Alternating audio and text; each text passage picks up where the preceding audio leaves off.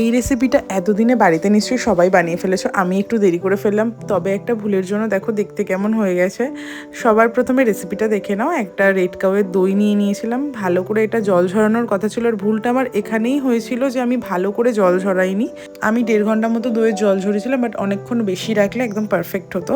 আমি আম ভাপা দইয়ের জন্য সুন্দর মিষ্টি মিষ্টি হিমসাগর আম নিয়ে নিয়েছিলাম। আমটা যেমন খুশি কাটতে পারো, প্রথমে একটু স্টাইল করে কাটলেও পরে কিন্তু যেমন খুশি কেটেছি। মিক্সারের মধ্যে আম আর গুঁড়ো দুধ দিয়ে ভালো করে একটা পেস্ট বানিয়ে নিতে হবে। এটা খেতে কিন্তু দারুণ লাগছিল, আর তার সাথে দেখো চিনি গুঁড়োও করে নিয়েছিলাম। এবার জল ঝরানো টক দইয়ের সাথে আমের পাল্প আর গুঁড়ো চিনিটা মিশিয়ে ভালো করে একটা ব্যাটার রেডি করতে হবে। এই ব্যাটারের রঙটা না দুর্দান্ত এসেছিল।